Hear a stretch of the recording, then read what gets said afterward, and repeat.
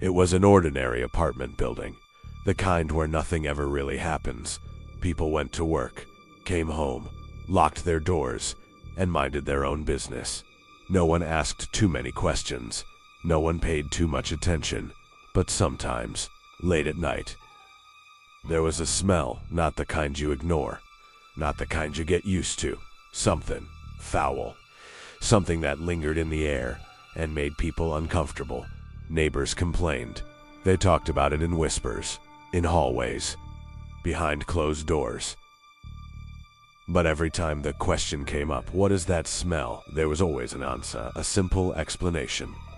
And people chose to believe it because the truth was far worse. Behind one of those apartment doors lived a man who didn't quite belong.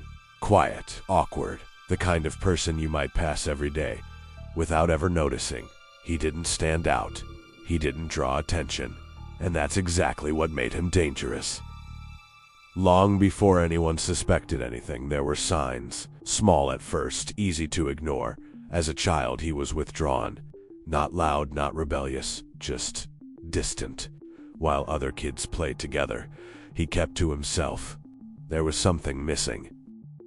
Something disconnected. His home life wasn't stable. Arguments, tension, silence. And in that silence, something began to grow. A fascination, not with people, but with control, with possession. As he got older, that fascination didn't go away. It evolved.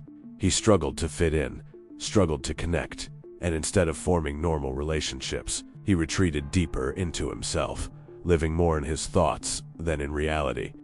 People around him noticed he was off, but not dangerous. Never dangerous. At least, not yet. Then came a moment, a decision, one that would change everything. It didn't happen all at once. There was no dramatic shift, just a quiet line, crossed, that he would never come back from. As an adult, he learned something important. How to appear normal, how to blend in. He got a job. He spoke politely. He smiled when he had to. To the outside world, he was just another face in the crowd. Invisible. Forgettable, safe, but behind that mask, the darkness had grown stronger. Back in the apartment building, the complaints didn't stop. The smell returned, again and again and again. One neighbor said it smelled like something rotting. Another said it made them feel sick.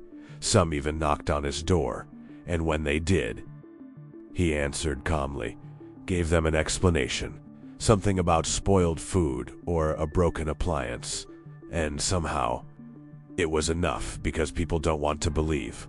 The worst about others, they want easy answers, simple explanations, even when something feels wrong. There were moments where everything could have ended, moments where the truth was close, too close, but each time, it slipped away, ignored, dismissed, overlooked, because no one wanted to be the one to push further, to question deeper, to ask, what if this isn't normal? And while the world looked away, he continued, carefully, quietly, always staying just under the surface, never drawing too much attention, never making a mistake, until one day, he did.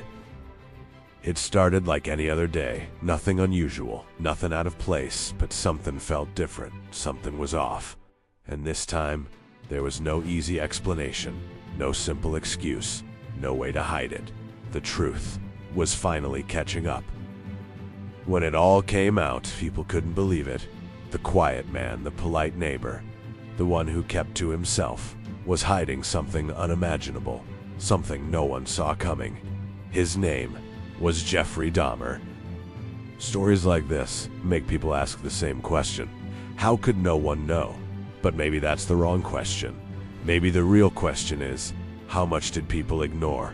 Because sometimes, the signs are there. The warnings are there. The feeling that something isn't right is there, but it's easier to look away, easier to believe everything is fine. And sometimes, that choice comes at a cost.